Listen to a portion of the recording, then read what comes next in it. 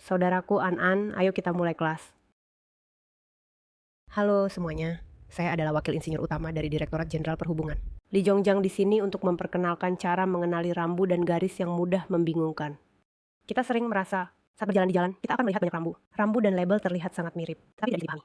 Jadi hari ini kita akan memperkenalkan cara untuk mengenali rambu dan garis yang mudah disalahartikan.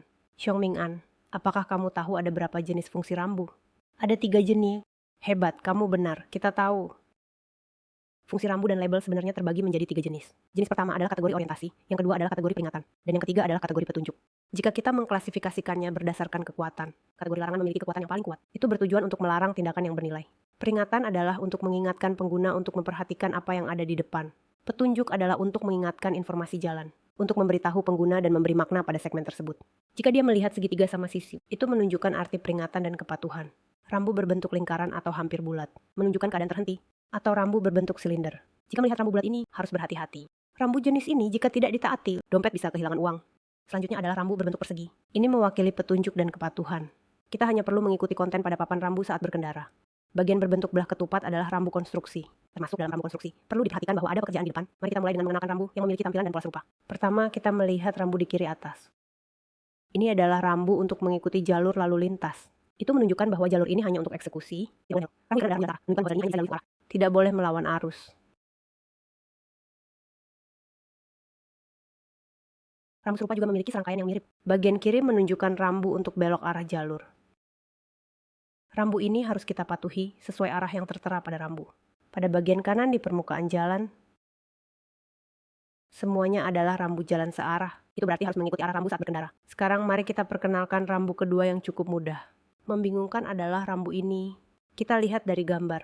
Rambu di kiri ini adalah rambu berhenti lalu jalan. Ini berarti saat kamu mengemudi dan melihat rambu ini, itu menunjukkan bahwa kamu sedang melaju di pertemuan. Ketika kamu melihat rambu ini, kamu harus berhenti sepenuhnya di persimpangan. Dan memastikan kendaraan di jalan utama telah melintas. Dan memastikan aman sebelum kamu bisa melewati persimpangan. Rambu di tengah ini adalah rambu larangan parkir. Ini mengizinkan parkir sementara. Tetapi, selain itu mesin kendaraan tidak boleh mati. Dan pengemudi juga tidak boleh meninggalkan kursi pengemudi.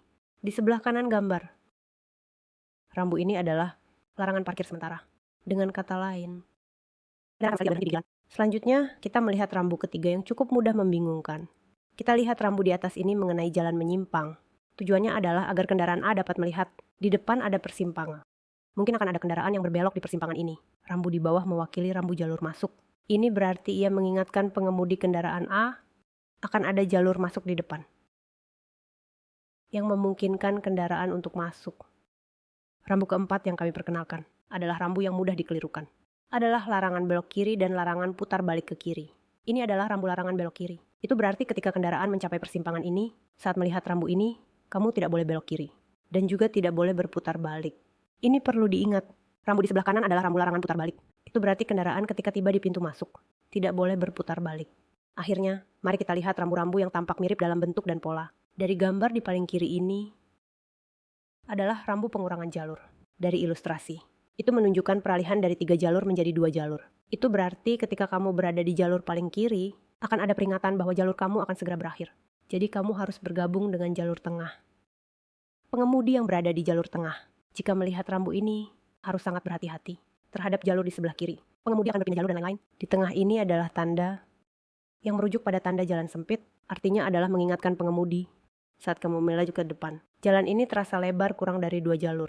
Jadi harus sangat hati-hati untuk bertemu kendaraan. Tanda di sebelah kanan ini merujuk pada tanda jembatan sempit, mengingatkan pengemudi. Lebar jembatan di depan ini juga lebih kecil, tidak memenuhi 2 jalur, akan ada kesulitan untuk berselisih. Selanjutnya, saya ingin memperkenalkan satu jenis tanda lain yang cukup membingungkan, yaitu di bawah gambar ini.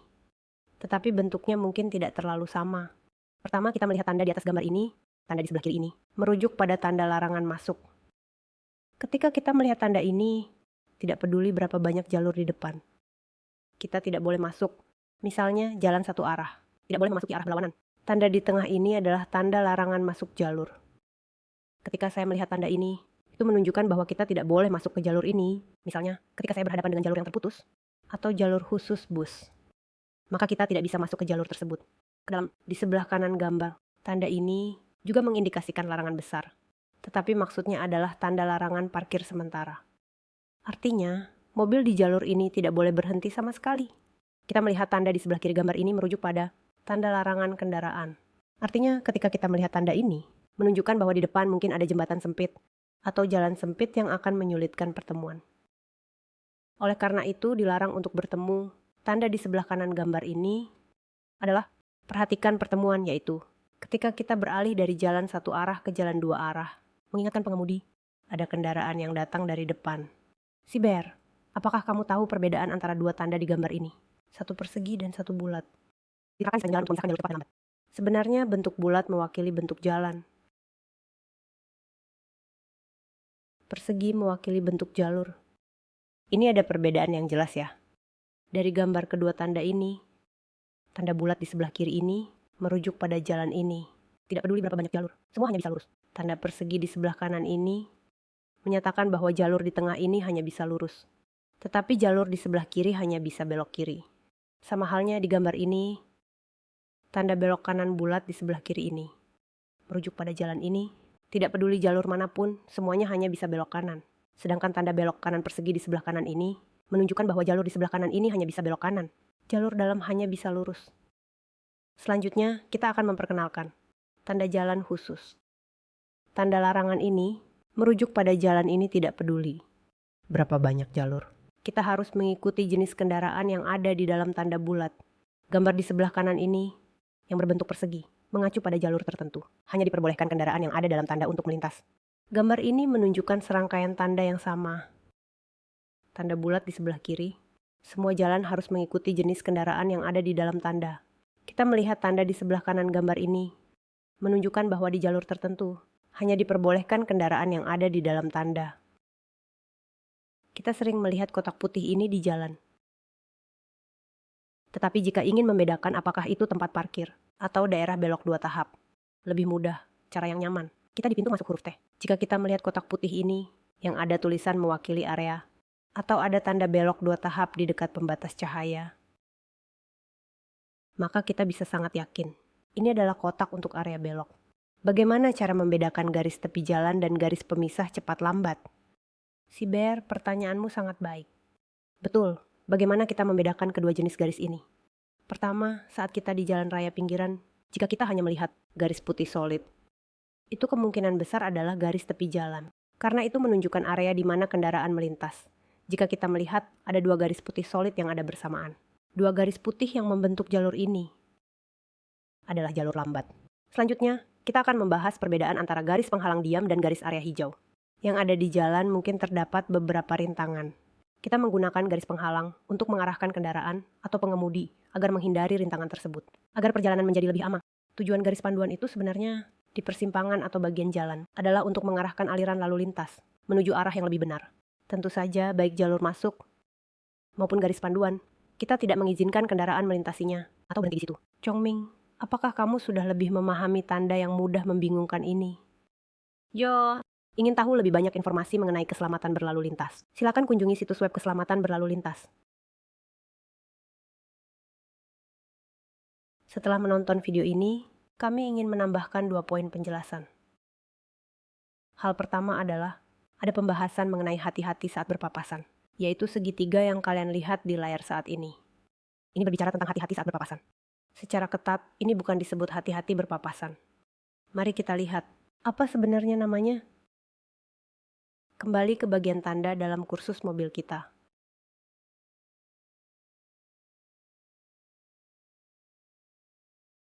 Gulir ke bawah hingga kamu melihat.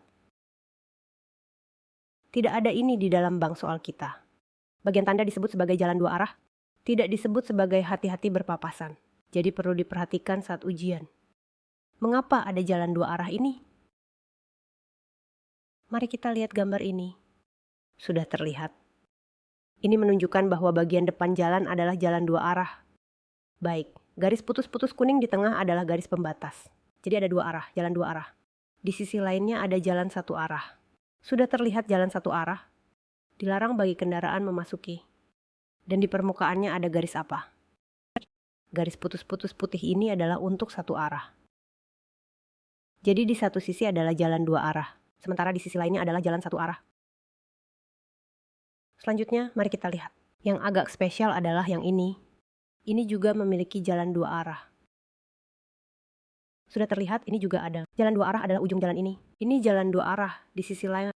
Mari kita lihat sisi lainnya. Di sisi lainnya juga sama. Di permukaannya juga ada. Jalur dua arah, yaitu garis batas pembatas. Garis kategori pembagian, ini juga bisa disebut jalur menunggu pengendara dua arah. Namun perbedaannya adalah dia hanya melarang kendaraan mobil masuk saja. Sepeda motor dan sepeda bisa masuk. Dan di atasnya juga ada tanda larangan. Dilarang bagi kendaraan dengan 3 roda atau lebih untuk masuk. Jadi itu berarti bukan sepenuhnya melarang. Jika melarang sepenuhnya, sepeda motor dengan rem tidak dapat masuk. Di pusat kota Chiayi, semua jalan satu arah sama. Dilarang bagi mobil untuk masuk. Namun sepeda motor dan sepeda bisa masuk. Ini adalah poin yang cukup spesial. Hari ini kita akan membahas tentang peraturan manajemen lalu lintas jalan. Dokumen ini adalah materi pelajaran untuk sepeda motor berat biasa. Sumber materi ini berasal dari Kementerian Transportasi, data yang disediakan oleh Biro Jalan. Beberapa konten telah ditambahkan berita online. Mari kita lihat apa saja isi dari bahan tersebut. Topik yang dibahas adalah tentang sebelumnya. Yang kedua adalah mengenali tanda lalu lintas. Garis marka dan angka. Ketiga, peraturan lalu lintas yang tidak boleh tidak diketahui. Keempat, di mana hak jalanmu. Yang kelima, 7 konsep dan teknik serta simulasi situasi keenam. Ketujuh, kesimpulan. Kursus kita kira-kira memiliki 2 sesi, yaitu sekitar 100 menit. Konten yang sangat banyak, mungkin dalam 100 menit tidak dapat diselesaikan. Tidak masalah, materi. Kami menyimpan di situs web kami. Baik, lalu tahun lalu kami membahas tentang apa? Mari kita lihat apa yang dibahas tahun lalu. Dia mengatakan, dalam tahun-tahun terakhir, jumlah kendaraan terdaftar di wilayah Taiwan.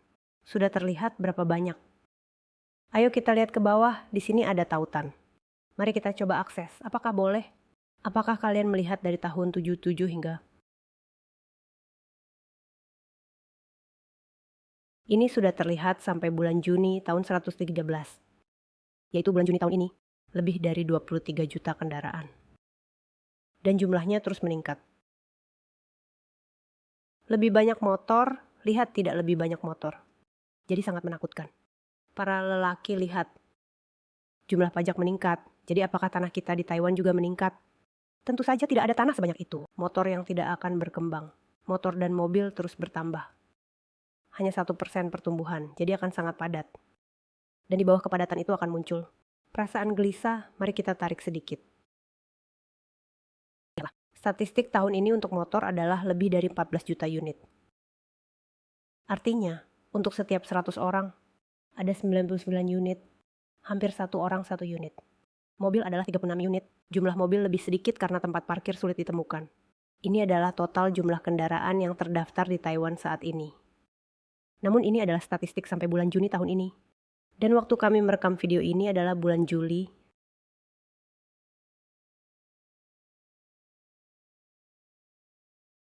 Baik, ini dia. Berdasarkan statistik kecelakaan lalu lintas, kesalahan manusia dalam kecelakaan mencakup 90%, diantaranya pelanggaran hukum. Mencakup sebagian besar, di sini disebutkan 2 hal. Yaitu kita perlu lebih memahami hak jalan dan juga membangun pemahaman tentang pertahanan diri. Mari kita lihat apa itu hak jalan. Teman-teman, selamat datang. Saya adalah Profesor Zhang Shengxiong dari Universitas Tamkang. Jadi hari ini, saya akan memperkenalkan tentang hak jalan kendaraan di jalan utama dan jalan sekunder. Yang disebut kendaraan di jalan utama dan jalan sekunder. Artinya, ketika 2 kendaraan bertemu di persimpangan, jika tidak ada lampu lalu lintas untuk mengatur kita, lalu siapa yang berhak lewat terlebih dahulu? Karena kita baru saja membahas tentang jalan utama dan jalan sekunder, pertama-tama saya ingin menjelaskan apa yang dimaksud dengan jalan sekunder. Untuk menentukan apakah Anda berada di jalan sekunder, Anda bisa menggunakan tanda atau garis marka atau rambu. Misalnya, jika Anda melihat tanda beri jalan di jalan atau tanda berhenti, itu menunjukkan Anda sedang beroperasi di jalan sekunder atau di permukaan jalan. Jika Anda melihat segitiga terbalik, garis marka, atau tanda berhenti. Maka itu juga menunjukkan Anda saat ini berada di jalan sekunder. Cara lain untuk menentukan Anda berada di jalan sekunder atau jalan utama adalah melihat lampu lalu lintas. Jika Anda melihat lampu merah berkedip, itu berarti Anda sedang bergerak di jalan sekunder.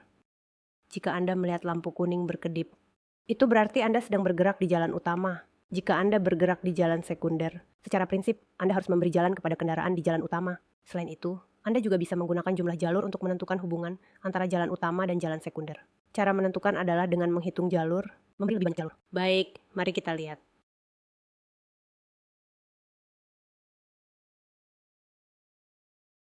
Jika dalam situasi seperti ini, terdapat dua kendaraan yang bergerak lurus. Lalu siapa yang dapat lewat terlebih dahulu? Di sini tidak ada lampu lalu lintas untuk mengatur. Lalu siapa yang dapat lewat terlebih dahulu?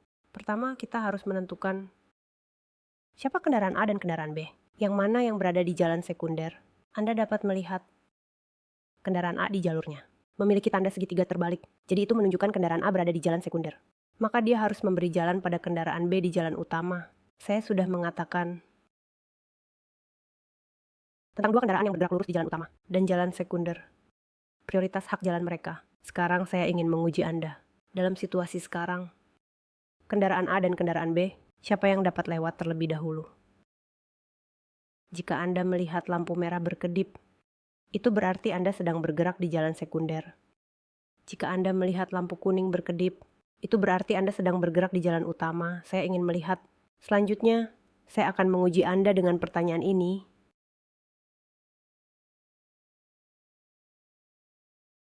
Ini sulit. Lihatlah, sekarang pada gambar ini. Siapa yang bisa lewat terlebih dahulu, A atau B? Saya tahu jawabannya adalah kendaraan B. Kendaraan A di jalan sekunder harus memberi jalan kepada kendaraan B yang bergerak di jalan utama. Jawabannya sangat baik. Sekarang saya ingin menguji Anda dengan pertanyaan ini. Lihatlah bagaimana. Di persimpangan ini ada kendaraan yang berbelok dan kendaraan yang bergerak lurus. Kendaraan A dan kendaraan B. Siapa yang bisa melewati? Bisakah Anda memberitahu saya? Harus memilih mobil A dan mengerti mobil B yang ada. Harus memberi jalan kepada mobil A yang melaju di jalur utama. Jadi, seperti yang telah dibicarakan sebelumnya, kami akan menekankan sekali lagi. Jika mobil yang berada di jalur utama dan mobil yang dibuat sampai di sebuah persimpangan pada saat bersamaan, maka mobil yang dibuat harus memberi jalan kepada mobil di jalur utama. Tidak peduli apakah mobil jalur utama itu lurus atau berbelok. Hal ini pasti tidak boleh dilupakan. Baik, mari kita lihat gambar ini. Pada gambar ini, kedua mobil tiba di persimpangan. Dan keduanya adalah mobil yang berbelok.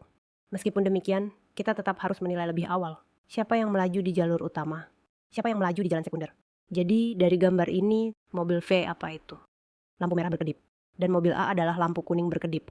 Jadi kita tahu, mobil B melaju di jalan sekunder. Mobil A melaju di jalur utama. Jadi mobil V yang dibuat harus membiarkan mobil hitam terlebih dahulu. Nah, coba katakan padaku. Dari gambar ini, apakah mobil A atau B yang boleh pergi lebih dulu? Guru, saya tahu. Saya tahu. Sangat mudah harus memilih mobil A.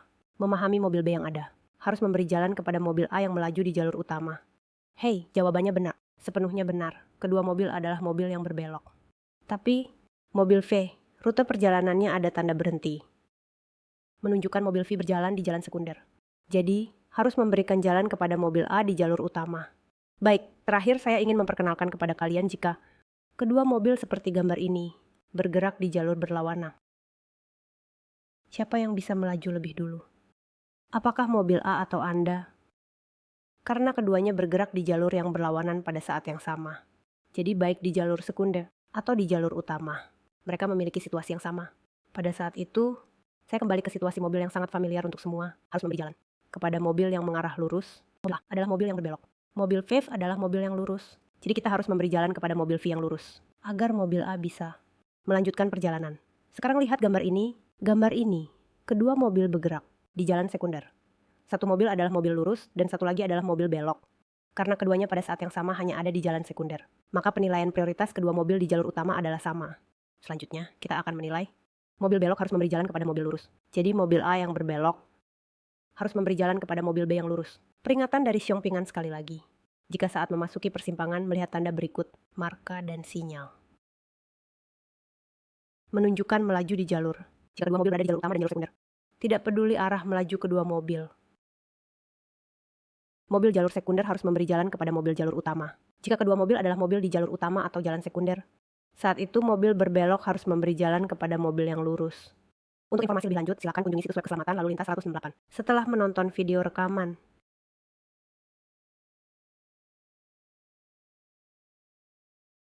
sebenarnya pelatih di sini merasa ini bukan masalah prioritas. Ini tentang bagaimana melewati dengan aman. Ingatlah bahwa ketika melewati persimpangan, Anda tidak perlu memikirkan siapa yang memiliki prioritas. Anda hanya perlu memikirkan bagaimana melintas dengan aman. Itulah inti dari masalahnya. Ini adalah pengingat dari instruktur di sini. Membangun kesadaran tentang keselamatan berkendara. Kesimpulan pelatih adalah, kalian semua saat berkendara di luar juga sama. Anda harus mematuhi 2 prinsip. Prinsip pertama adalah mencari cara untuk tidak menabrak orang. Kedua, cari cara untuk tidak ditabrak. Inilah pencerahan dari nilai keselamatan. Baik, mari kita lihat. Mari kita lihat kecelakaan ini. Kecelakaan ini terjadi karena dua siswa, dia mengantarkan temannya untuk berlatih naik motor. Dan terjadi sebuah kecelakaan. Itu terjadi sebuah kecelakaan mobil. Jadi di sini ada yang dilingkari. Kecelakaan kedua, kepala terkena benturan. Lantas kenapa kepala bisa terkena benturan?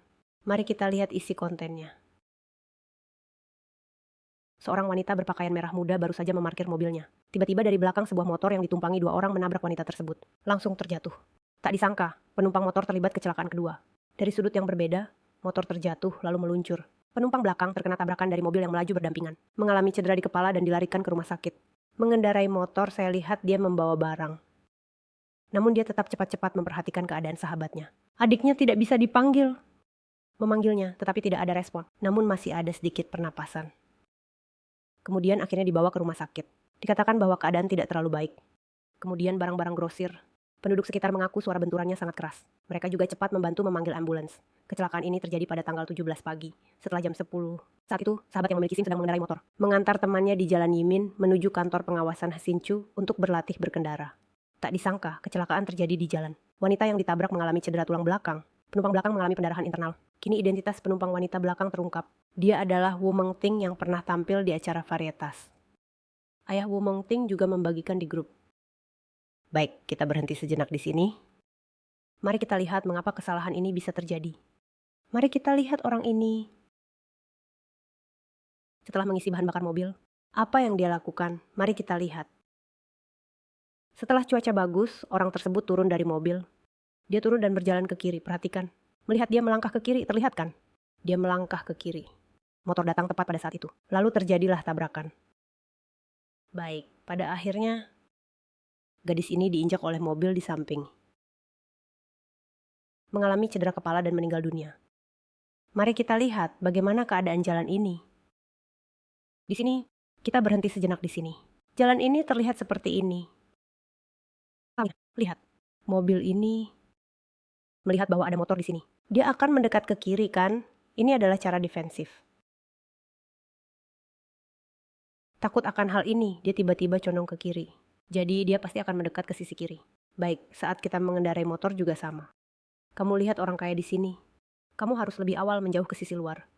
Dia tidak melakukannya, tiba-tiba melangkah ke tengah jalur. Lalu terjadilah tabrakan. Malang tak dapat ditolak, jatuh dan tertabrak mobil lagi. Jadi masalah dalam kecelakaan ini, titik kunci di mana tahu? Kecepatan. Di jalan seperti ini adalah jalan yang dipakai bersama mobil dan motor. Jadi kecepatan harus pelan. Bagaimana kecepatanmu bisa pelan? Jika kecepatan pelan, kamu bisa menghindari bahaya. Selain itu, jangan berubah bentuk. Kita sudah membahas ini di kelas sebelumnya. Mengemudi atau mengendarai sama saja. Kamu harus memperhatikan kendaraan dari segala arah. Kamu juga harus memperhatikan kendaraan dari belakang. Ketika kamu melihat orang kaya berdiri di depan, dan ada kendaraan datang dari belakang, kamu harus memperlambat kecepatan. Jangan menghindar pada saat yang sama dari orang itu.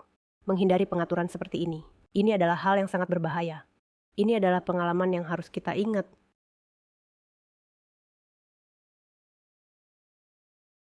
Baik, selanjutnya mari kita lihat tandanya, garis dan nomor. Karena di daratan kita ada banyak tanda, juga label yang mengingatkan kita, mengatakan pada kita apa yang harus kita perhatikan. Tanda lalu lintas dengan simbol dan gambar yang ditentukan. Teks yang sederhana dan jelas. Digambar pada papan tanda dengan bentuk tertentu. Dipasang pada objek penyangga yang tetap atau bisa dipindah. ditempatkan di lokasi yang tepat. Digunakan untuk memberitahu dan mengatur kondisi jalan di depan. Menginformasikan kepada pengemudi kendaraan dan pejalan kaki untuk memperhatikan dan mematuhi fasilitas pengaturan lalu lintas. Klasifikasi tanda dibagi menjadi tanda peringatan, juga tanda larangan, taat pada tanda larangan, pembatas, dan petunjuk.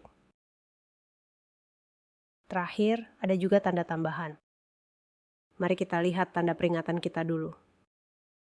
Tanda peringatan umumnya berbentuk segitiga merah, menginformasikan kepada pengemudi kendaraan dan pejalan kaki tentang kondisi khusus di jalan. Tingkatkan kewaspadaan dan siapkan langkah-langkah antisipatif. Tanda larangan mencakup ketentuan khusus mengenai kepatuhan dan pembatasan. Sama halnya memberitahu kita, pengemudi kendaraan dan pejalan kaki harus mematuhi dengan ketat. Tanda petunjuk digunakan untuk menunjukkan arah jalan. Rute, perjalanan, nama tempat, dan informasi publik lainnya. Untuk kenyamanan berkendara, pengemudi, juga untuk memudahkan pengenalan bagi pejalan kaki. Keempat, tanda tambahan. Selain ketiga jenis tanda sebelumnya, digunakan untuk memudahkan berkendara dan meningkatkan keselamatan berkendara. Tanda atau papan. Tanda ini biasanya bersifat sementara, karena digunakan untuk konstruksi jalan. Selanjutnya, garis lalu lintas. Tidak digunakan untuk mengatur lalu lintas terlebih dahulu. Menunjukkan tanda peringatan, larangan, dan petunjuk. Dengan garis dan bentuk yang ditetapkan. Tanda atau perangkat panduan lainnya yang dilukis pada permukaan jalan, atau fasilitas lainnya. Digunakan untuk mengatur lalu lintas jalan, pengemudi kendaraan dan pejalan kaki. Fasilitas lalu lintas untuk berjalan atau berhenti. Dalam hal penampilan, ada warna merah, kuning, dan putih. Warna merah berarti larangan yang mutlak. Menunjukkan larangan di jalan, kepatuhan, larangan, dan ketentuan khusus lainnya. Menginformasikan kepada pengemudi kendaraan dan pejalan kaki bahwa mereka harus mematuhi dengan ketat. Umumnya, larangan untuk berhenti sementara. Sementara bagian kuning sebagai peringatan. Dan juga pembatasan. Menginformasikan kepada pengemudi mobil dan pejalan kaki untuk memahami situasi khusus di jalan, untuk meningkatkan kewaspadaan dan bersiap-siap untuk langkah-langkah perubahan yang halus. Misalnya, sementara bagian putih adalah untuk kepatuhan. Panduan dan petunjuk. Menunjukkan jalur kendaraan dan arah berkendara. Juga garis tepi jalan dan jalur belok kiri, jalur penyeberangan pejalan kaki. Untuk memberitahu pengemudi dan pejalan kaki tentang arah perjalanan. Juga rute, seperti garis jalur kendaraan. Bentuk garis terdapat.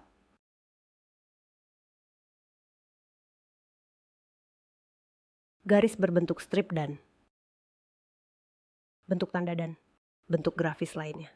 Papan reflektif dan tanda bahaya. Mari kita lihat di sini. Garis putus-putus putih dan garis putus-putus kuning. Serta garis putih dan garis kuning. Menandakan bahwa itu adalah peringatan. Tanda pelan. Tentu saja jika tidak ada cepat pasti yang ada hanya lambat. Bentuk gambar menyimbolkan bentuk sepeda motor. Tanda bahaya, mari kita lihat tanda reflektif. Warna kuning menunjukkan arah yang benar. Jika warnanya merah. Seperti pipi ini yang berwarna merah, itu menandakan bahwa kamu berkendara melawan arus. Garis putus-putus putih yang dibahas di sini adalah yang terpasang pada bagian jalan. Digunakan untuk memisahkan jalur yang searah atau sebagai garis pengenalan jarak aman berkendara. Apa itu jarak aman berkendara? Garis yang saya gambar ini adalah 4 meter. Tidak terlihat, jarak ini adalah 6 meter. Jadi totalnya adalah 10 meter. Ini juga berfungsi sebagai garis pengenalan jarak aman berkendara mengenai area masuk. Menuntun kendaraan untuk melanjutkan perjalanan. Garis arah berkendara. Disebut garis pemisah arah kendaraan, yang berarti memisahkan arah berkendara. Arah yang terpisah. Diterapkan di sepanjang jalan untuk memisahkan jalur kendaraan. Dua arah. Garis putih juga disebut jalur kendaraan cepat dan lambat. Garis pemisah. Atau garis tepi jalan. Hey. Atau hanya untuk batas permukaan jalan. Diterapkan di area masuk sebagai garis berhenti yang dibangun di sisi jalan untuk garis tempat parkir kendaraan. Dan di sisi dua arah pemisah jalur searah untuk memisahkan arus kendaraan searah. Mari kita lihat gambar ini. Lebar garis pemisah jalur cepat lambat adalah 40 cm, sedangkan lebar garis tepi jalan adalah 15 cm. Jadi lebarnya berbeda. Di sini saya ingin mengingatkan Anda, masih ada perbedaan jika kita berkendara sepeda motor. Tidak boleh berkendara di luar garis tepi jalan. Tidak boleh berkendara di luar garis tepi jalan. Jalur Huangshi juga dikenal sebagai jalur dilarang parkir. Ditetapkan di tepi jalan. Digunakan untuk melarang parkir. Ditetapkan di pulau pembatas tengah. Digunakan untuk memisahkan arus lalu lintas yang berlawanan. Jalur kekaisaran dapat digunakan untuk parkir sementara. Kendaraan dapat menaikkan dan menurunkan penumpang. Memuat dan membongkar barang, durasi berhenti tidak lebih dari 3 menit. Harus dalam kondisi siap bergerak segera. Jalur merah X juga merupakan jalur dilarang parkir sementara. Jalur merah X juga dikenal sebagai jalur dilarang parkir sementara. Ditetapkan di tepi jalan, digunakan untuk melarang parkir sementara. Jalur merah menunjukkan dilarang selama 24 jam. Dilarang parkir sementara di semua waktu. Sesuai peraturan kendaraan bermotor, dilarang parkir sementara. Selain itu, banyak pengemudi mengira bahwa kendaraan yang berhenti di sisi dalam jalur merah tidak akan dikenakan denda. Itu adalah kesalahan. Tetap saja akan dikenakan denda. Kami melihat gambar ini, jika kendaraan seperti ini, akan tetap dikenakan denda. Garis putus-putus ganda juga berarti jalur henti. Atau jalur untuk kendaraan angkut. Garis utama ditetapkan di pintu masuk sebagai garis henti untuk pejalan kaki. Memfasilitasi lalu lintas yang aman. Juga dikenal sebagai garis henti. Ditetapkan di segmen jalan sebagai arah lalu lintas yang berubah seiring waktu. Disebut jalur kendaraan angkut. Garis putus-putus ganda juga disebut garis larangan pindah jalur.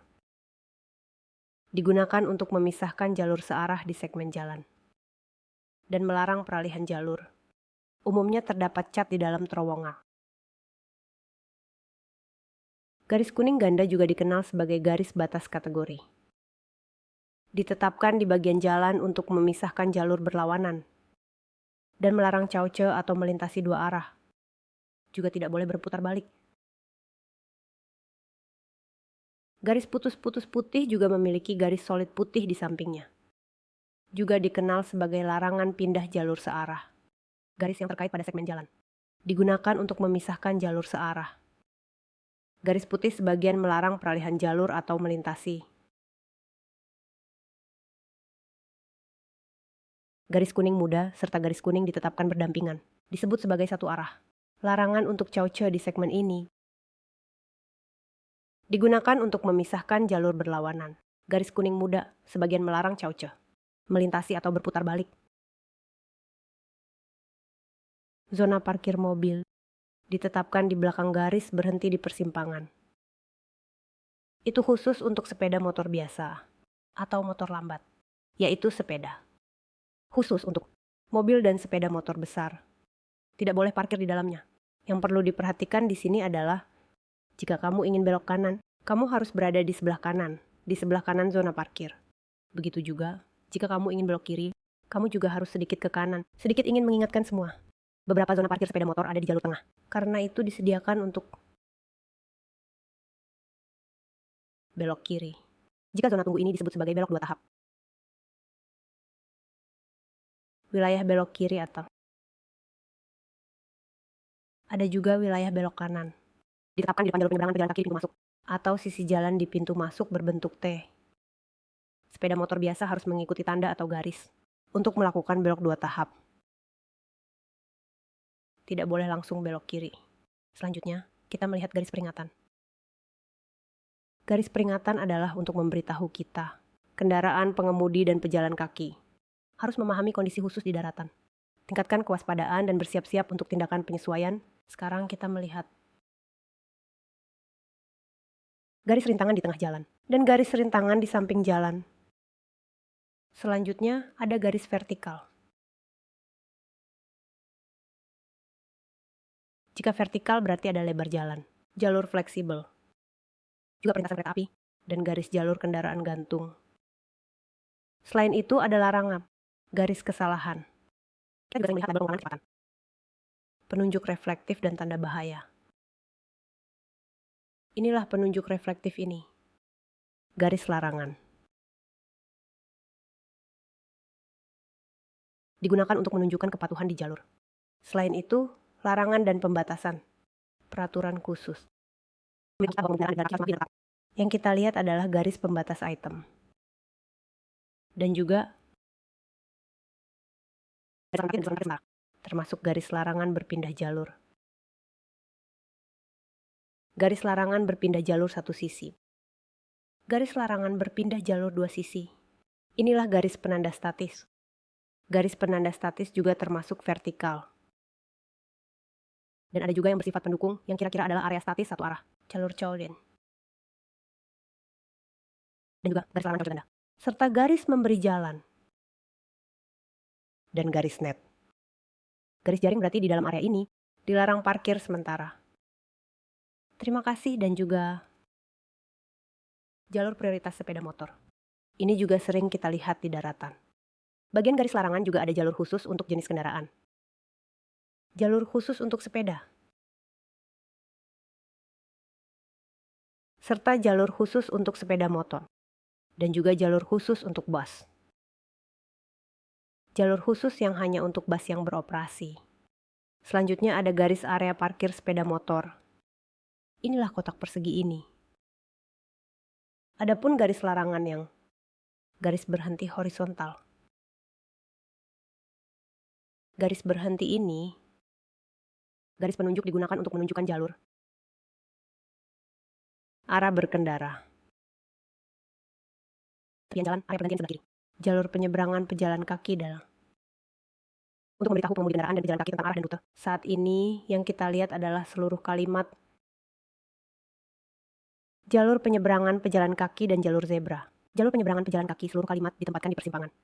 Jalur zebra diletakkan di tengah jalan. Lokasi penempatan bisa berbeda. Garis penunjuk vertikal termasuk garis pembatas berkendara.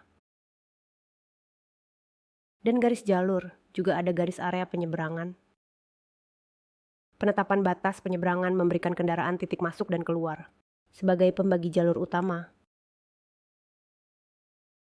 Jalur dan penggunaan jalan lainnya. Kendaraan di jalur lainnya. Harus membiarkan kendaraan di jalur utama melintas terlebih dahulu. Ini juga termasuk tepian jalan. Dan di sini juga dibahas. Digunakan untuk menunjukkan jarak jalan. Memasukkan garis batas sisi luar. Lebar garis adalah 15 cm. Selanjutnya, garis penunjuk vertikal termasuk. Nah, garis diagonal pejalan kaki melewati garis penutup. Pembedaan itu bersifat sementara dan juga bersifat harian. Selanjutnya, garis petunjuk digunakan untuk menunjukkan arah kendaraan. Dengan panah putih, digambar di atas lajur jalan. Bantuan yang ada hanyalah garis petunjuk yang memiliki garis parkir kendaraan dan tempat parkir khusus untuk penyandang disabilitas.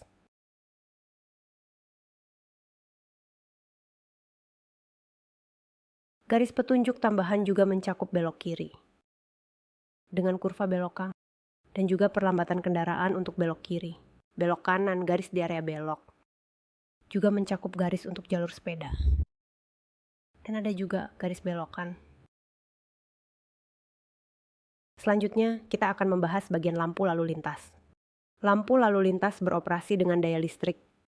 Fasilitas pengatur lalu lintas dengan lampu merah, kuning, hijau, 3 warna lampu. Atau dengan suara. Seperti tanda peringatan kereta api, hanya kendaraan. Dan pejalan kaki harus berhenti. Atau memperhatikan dan melintas. Ditempatkan di pintu persimpangan atau lokasi yang diperlukan lainnya. Menetapkan hak lalu lintas untuk pengemudi kendaraan. Dan pejalan kaki bahwa pengaturan dengan menghentikan lalu lintas. Dan fasilitas pengaturan lalu lintas berbasis arah. Mari kita lihat cuplikan video ini. Menggambarkan area masuk ke persimpangan yang dibangun.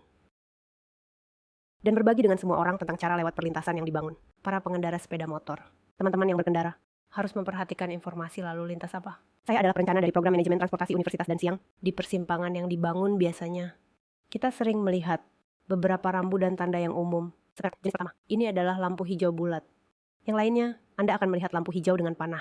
Namun di samping itu ada lampu merah yang menyala. Apa artinya? Ini akan dijelaskan sebentar lagi. Kemudian tanda-tanda yang umum. Ada tanda belok kiri 2 tahap untuk kendaraan bermotor. Ada larangan belok kiri, larangan putar balik, dan juga larangan belok kanan. Ini semua adalah hal yang harus kita perhatikan. Biasanya di bidang lalu lintas, yang kita sebut persimpangan yang dibangun, merujuk pada semua rambu yang ada. Di persimpangan yang memiliki lampu merah dan hijau. Ketika Anda mengemudikan mobil atau sepeda motor melewati persimpangan dengan lampu merah dan hijau, apapun arah kendaraan Anda harus mematuhi sinyal lampu yang ada. Dan juga rambu-rambu terkait, baik untuk berhenti atau melanjutkan. Mengenai tanda-tanda yang ada, mohon perhatian kepada semua pengendara mobil. Harus sangat memperhatikan. Ketika Anda melalui pintu masuk, apakah ada tanda belok kiri 2 tahap? Ketika Anda melihat tanda ini, harus mengikuti peraturannya. Tidak bisa langsung belok kiri. Jika saat itu lampu hijau menyala, dan ada kendaraan yang ingin belok, dan ada juga kendaraan yang ingin terus maju. Lalu siapa yang memiliki hak jalan? Jika kedua kendaraan itu bertemu, tentu saja yang belok. Ini adalah konsep yang sangat penting. Kita mengatakan bahwa kendaraan yang belok harus memberi jalan kepada kendaraan yang melaju. Dalam gambar ini, Anda dapat melihat kendaraan A adalah kendaraan yang belok kiri. Jadi kendaraan A yang berbelok kiri harus memberikan jalan kepada kendaraan B yang melaju.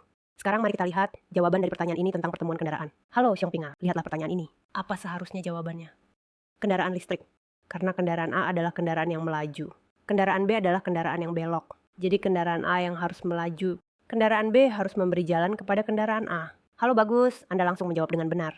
Menunjukkan bahwa Anda mendengarkan dengan serius. Kadang-kadang ketika kita sedang di pintu masuk, kita melihat bagaimana ada lampu merah dan ada lampu hijau, tetapi lampu hijau itu memiliki panah. Saat itu sinyal ini kita sebut sebagai sinyal lampu hijau dengan panah.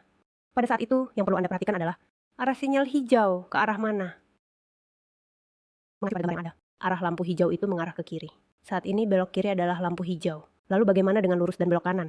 Itu lampu merah. Jadi kita tidak bisa lurus atau belok kanan. Saat ini kamu melihat lampu hijau yang menunjukkan dia mengarah ke depan. Juga mengarah ke kiri. Apakah saat ini bisa belok kanan? Saya bisa saat ini adalah dalam keadaan lampu merah. Kamu tidak bisa belok kanan di perempatan ini. Tadi Xiongpingan sangat baik. Sekarang mari kita lihat.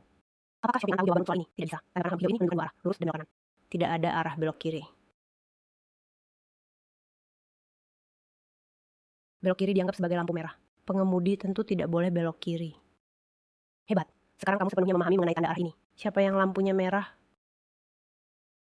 Siapa yang lampunya hijau? Tadi sudah dijelaskan banyak konsep hak jalan. Sekarang kita akan merangkum. Misalkan di sini lampu hijau bentuk bulat. Saat ini kendaraan bisa belok kiri. Juga bisa lurus, juga bisa belok kanan.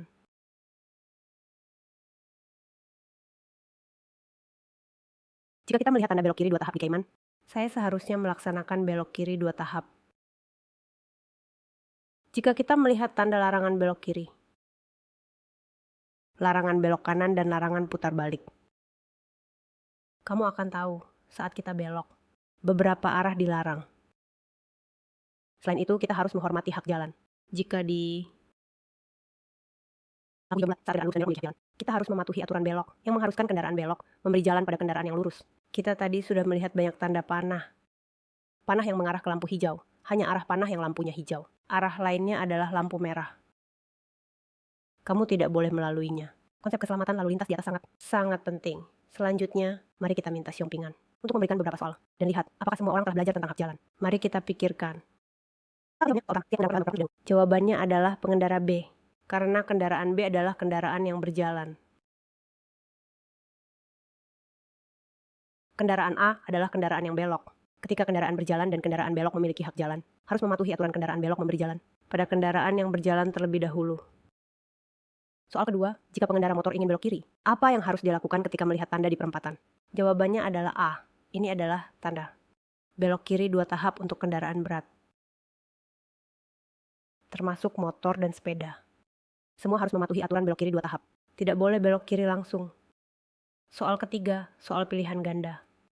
Pengemudi melihat tanda ini. Dia bisa memilih jalan mana? Harus memilih 2, belok kanan dan 3, lurus. Tanda lampu hijau kanan ini adalah 2 arah, lurus dan belok kanan. Tidak ada arah belok kiri. Arah belok kiri dianggap lampu merah, jadi ketika pengemudi melihat tanda ini, dia tidak boleh belok kiri. hanya bisa lurus atau belok kanan. Soal keempat, pengemudi melihat tanda ini. Apakah dia bisa belok kanan? Harus memilih dua, tidak bisa. Panah lampu hijau dari tanda ini adalah untuk belok kiri. Jadi jika pengemudi kendaraan roda 4 atau 2 ingin belok kanan dan melihat tanda lampu hijau panah kiri ini, itu berarti dia tidak boleh belok kanan. Soal kelima, pengemudi melihat gambar tanda dan simbol di bawah ini. Apakah dia bisa belok kiri? Harus memilih dua, tidak bisa. Meskipun ini adalah sinyal lampu hijau bulat, tetapi ada tanda larangan belok kiri di samping. Dia tidak boleh belok kiri, hanya bisa lurus atau belok kanan. Lebih banyak pengetahuan tentang keselamatan lalu lintas. Silakan kunjungi situs web 198 Keselamatan Lalu Lintas. Compingan, bye-bye. Dalam video ini dibahas tentang lampu lalu lintas. Karena ada banyak titik konflik saat melewati perempatan. Baik kamu ingin lurus, belok kiri, atau belok kanan, ada beberapa titik konflik di sana. Satu-satunya cara adalah memperlambat kecepatan. Dan juga dibahas tentang belok kiri. Belok kiri untuk kendaraan berat harus dilakukan dengan cara 2 tahap. Sinyal pengendalian lalu lintas adalah yang dikenal sebagai lampu lalu lintas. Video sebelumnya juga membahas banyak hal. Kami tidak akan mengulangi penjelasan ini. Tanda pengendalian pejalan kaki adalah sesuai dengan lampu lalu lintas. Dalam menggunakan tanda pejalan kaki berdiri, nomor pengendalian pejalan kaki disesuaikan dengan lampu lalu lintas saat menggunakan pejalan kaki yang berdiri dan pejalan kaki yang statis dan dinamis sedang berjalan. Pola berbentuk kotak dengan 2 warna merah dan hijau. Mengatur pejalan kaki untuk melintasi jalan. Apakah berhenti atau lewat? Itu ada di jalur persimpangan atau di tengah jalan. Mari kita lihat beberapa hari yang lalu. Mahasiswa Universitas Donghai. Terjadi kecelakaan jika ada perusahaan yang belok kiri. Gambar berita di layar.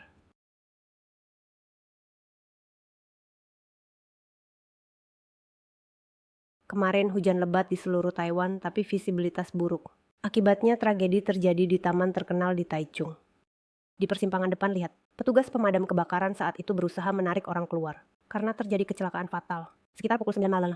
Sekitar tanggal 9 malam, 2 mahasiswi Universitas Donghai berjalan di zebra cross pada lampu hijau. Tiba-tiba ditabrak bus yang ada di gambar ini.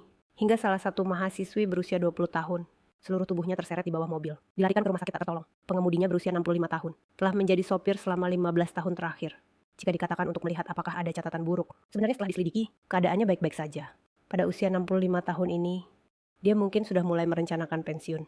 Dia menyatakan saat itu gelap, mahasiswa mengenakan pakaian gelap. Dia tidak melihatnya dan langsung menabrak. Kecelakaan parah terjadi di depan taman terkenal di Taichung.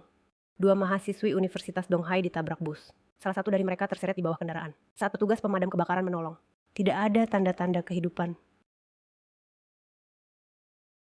Saat mengecek kejadian, bus berbelok kiri pada lampu hijau di persimpangan. Pada saat itu, mahasiswi bernama Lin yang berusia 20 tahun, saudara dengan 20 tahun, dan mahasiswi bernama Wang yang berusia 21 tahun, sedang menyeberang jalan. Pengemudi yang bermasalah mengatakan kepada polisi, kondisi gelap dan 2 mahasiswi berpakaian gelap, sehingga terjadilah tabrakan. Mahasiswi yang malang terseret ke bawah kendaraan dan mengalami cedera parah. Dilarikan ke rumah sakit tak tertolong. Ketika saya pulang, saya harus memakai pakaian hitam lagi, kali ini lagi-lagi berbalut hitam. Terlihat, kebetulan ada 2 orang berpakaian hitam yang siap. Saat pengemudi tidak berhati-hati menabrak orang, masih ada penumpang di dalam mobil. Dia berkata merasakan roda menyentuh sesuatu. Segera menghentikan mobil, tetapi mahasiswi yang malang sudah terlindas. Seharusnya kita lebih mengutamakan bagian menunggu. Pada sudut belokan itu, mungkin dia juga tidak memperhatikan pejalan kaki yang melintas. Persimpangan tempat kecelakaan adalah jalan satu arah. Ketika bus berbelok, langsung ada garis penyeberangan. Perusahaan transportasi berpendapat, pengemudi yang terlibat kecelakaan diduga tidak mematuhi aturan. Saat berbelok melewati garis penyeberangan, harus berhenti dan menunggu. Namun dia langsung melewati. Pengemudi yang bermasalah telah melayani di perusahaan selama 15 tahun. Laporan berita dari Huasheng News.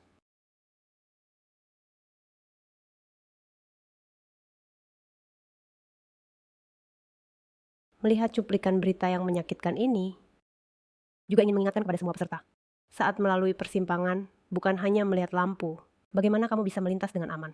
Itulah poinnya. Penandaan lalu lintas khusus juga sama. Aturan pengendalian jalur. Lampu merah berbentuk silang menandakan jalur terlarang. Lampu hijau yang tegak mengarah ke bawah, menunjukkan kendaraan diperbolehkan masuk jalur sesuai dengan panah yang ditunjuk.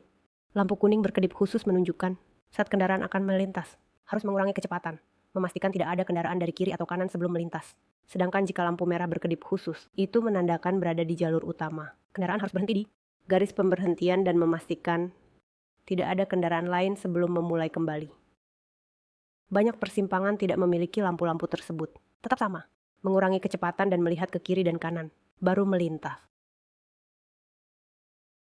Penilaian terhadap aturan. Saat lampu berkedip dan sirene berbunyi bersamaan. Menandakan pejalan kaki dan kendaraan harus dilarang memasuki jalur kereta. Harus berhenti di depan garis pemberhentian. Jika berada di jalur kereta, harus segera meninggalkan. Jika memindahkan nomor jalur penyeberangan, kita jarang melihat di daratan. Itu menandakan ada zebra cross di depan. Jalur pejalan kaki. Kendaraan harus melambat dan berhati-hati. Jika ada pejalan kaki yang menyeberang, harus berhenti dan memberikan prioritas kepada pejalan kaki. Selanjutnya, kita akan membicarakan peraturan lalu lintas yang perlu diketahui. Pertama, mari kita lihat apa itu penegakan hukum berbasis teknologi. Lingkungan lalu lintas di Taiwan sering dianggap sebagai neraka bagi pejalan kaki. Saat ini, di seluruh Taiwan, terdapat 255 lokasi yang telah menerapkan penegakan hukum berbasis teknologi. Hanya dari bulan Januari hingga akhir Mei tahun ini, sudah mencabut lebih dari 810.000 kasus. Sementara Taiwan dan Amerika telah mengoperasikan 34 titik pengawasan teknologi. Pelanggaran lalu lintas mengalami penurunan yang signifikan. Tanpa menghiraukan pejalan kaki yang sedang menyeberang jalan, taksi yang baru berbelok langsung melaju ke depan begitu saja. Segera terekam oleh kamera pengawas di persimpangan. Begitu juga dengan mobil kecil ini yang juga tidak berhenti, sehingga pejalan kaki terekam dengan jelas oleh kamera. Ini adalah sudut barat laut di Jalan Civic dan Jalan Dunhua Selatan di Taipei. Pemerintah kota memasang kamera di lampu jalan untuk melakukan penegakan hukum dengan teknologi. Saya rasa ini akan lebih aman sedikit. Mungkin orang-orang akan lebih waspada. Perencanaan jalan di seluruh kota itu agak kacau dan mengakibatkan sepeda motor, orang, dan mobil biasa sama-sama berjuang untuk hak jalan. Jadi, kadang-kadang terjadi keadaan seperti ini. Lingkungan jalan di Taiwan sering dikritik sebagai neraka bagi pejalan kaki. Saat ini, ada 295 titik yang menerapkan penegakan hukum dengan teknologi di seluruh negeri. Hanya dari bulan Januari hingga akhir Mei, total sudah mencabut lebih dari 810.000 kasus. Di antara mereka, Taipei telah memasang 34 titik penegakan hukum dengan teknologi, termasuk kecepatan rata-rata di lokasi, jalan layang multifungsi, persimpangan multifungsi dan parkir yang melanggar. Setelah terus dioperasikan, pelanggaran lalu lintas juga menurun tajam sebesar 9,95%. Melalui AI dan penegakan hukum teknologi, seluruh proses penghitungan bukti komputer. Setelah dilakukan pemilihan awal, kita masih memerlukan polisi untuk melakukan verifikasi, penyaringan.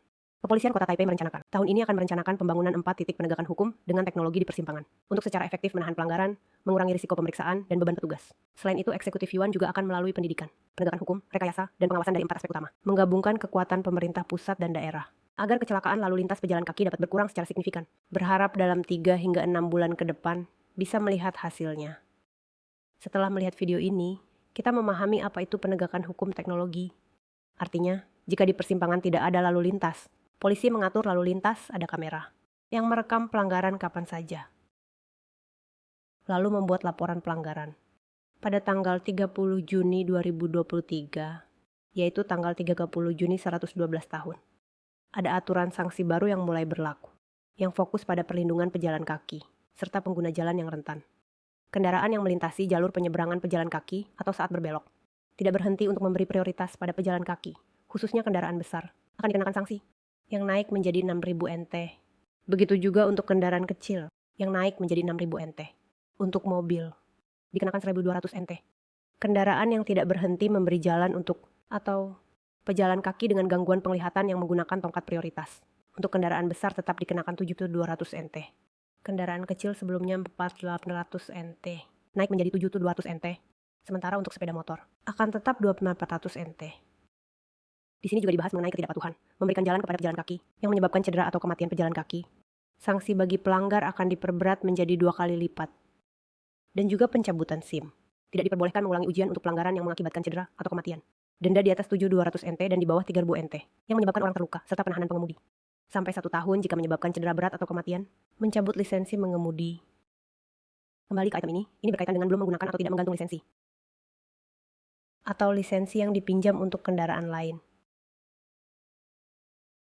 Atau penggunaan lisensi kendaraan orang lain dan sanksi. Menurut pasal 12 Peraturan Manajemen Lalu Lintas Jalan, denda untuk pemilik mobil di atas 3.600 NT dan di bawah 36.000 NT. Dan dilarang mengemudikan mobil dan segera disita dan dipotret. Pasal 13 Peraturan Sanksi. Merusak atau mengubah lisensi mobil, atau menutupi lisensi yang kotor, atau dengan metode lain yang membuatnya tidak dapat dikenali nomor lisensinya. Sangat didenda antara 2.400 NT dan 4.500 NT. Untuk pelanggaran yang belum memiliki lisensi mengemudi.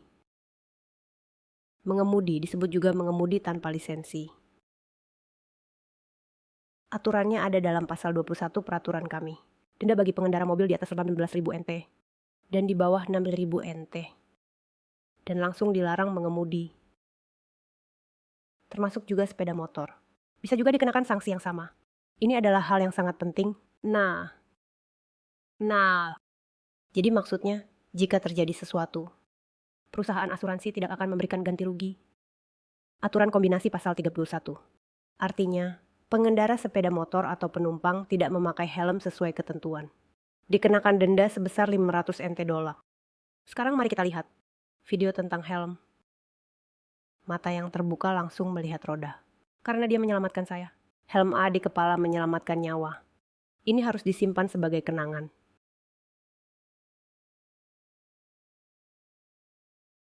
Melihat saat itu, saya rasa kamu seperti saya. Juga keringat dingin. Tapi Horeca tidak terluka sama sekali. Sangat aman. Pengendara di Changhua dilindas oleh truk kecil yang belok kanan. Saya sudah mengerem terlebih dahulu, lalu langsung menabraknya. Bolong dan kemudian terjatuh. Terlintas beberapa lampu BMW, itu adalah kejadian lama. Untungnya, helm yang dipakai pengendara tidak lepas. Helm yang bulat dan keras ini bertahan dari benturan, membuat kepalanya terlempar dan selamat. Hanya luka kecil di siku. Truk kecil dengan garis kuning, sopir segera turun. Untuk memeriksa, wajahnya pucat. Aturan hak jalan adalah kendaraan umum harus berjalan pada kendaraan yang sedang menjalankan tugas. Apakah kedua orang tersebut mengemudi dalam keadaan mabuk? Tidak ada. Jika helm ini, berapa harganya? Sekitar lebih dari 10.000. Kenapa bisa aman secepat itu? Jangan lagi menyalahkan polisi. Kenapa menangkap W besar karena helm? Aturan lalu lintas seperti ini ada alasannya. Bermain perlahan, merasa gemetar. Baik melihat berita ini, kamu pasti akan merasakan pentingnya helm. Benar kan? Karena kecelakaan tidak tahu dari mana datangnya. Jadi harus memastikan keseluruhan, bukan hanya masalah 500 dolar. Memicu pasal 31 ayat 1.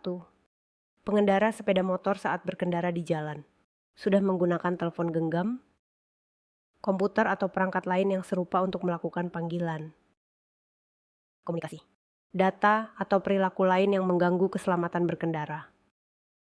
Dikenakan denda NT 1.000. Mari kita lihat sebuah video.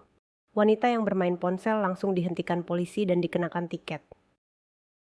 Ada juga yang sambil berkendara, sambil menunduk melihat layar ponsel.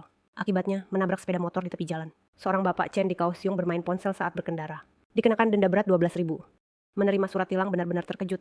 Total menerima 2 surat. Satu adalah untuk melanggar bermain ponsel. Dikenakan denda 1.000, yang lainnya denda mengemudi berbahaya.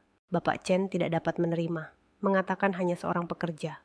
Harus bekerja, melihat peta, mencari jalan. Jadi dia berkendara dan bermain ponsel. Tapi dalam 10 detik dia merasa tidak memengaruhi orang lain. Tetapi dianggap sebagai mengemudi berbahaya. Denda 12.000, gaji 1 minggu habis. Saya juga melihat ini aneh. Mengemudi berbahaya. Apa artinya mengemudi berbahaya? Hanya berjanji untuk menangkap itu. Hanya melihat ponsel. Polisi mengeluarkan rekaman, mencatat kejadian. Tidak hanya bermain ponsel semudah itu. Dalam foto, Bapak Chen berkendara sambil menunduk melihat layar. Tidak memperhatikan situasi depan. Posisi bergeser berkendara kemungkinan zigzag. Tanpa tangan, berkendara selama 10 detik. Sudah termasuk mengemudi berbahaya. Dikenakan denda 12.000. Pengemudi memang berkendara tanpa tangan di jalan. Dan menunduk melihat layar. Tidak akan memperhatikan segala situasi, kata polisi. Menunduk melihat ponsel, mengemudi tanpa tangan, sesuai dengan aturan, mengemudi berbahaya lainnya. Masyarakat mempunyai keraguan bisa mengajukan keberatan. Namun polisi mengingatkan mengemudi tanpa tangan.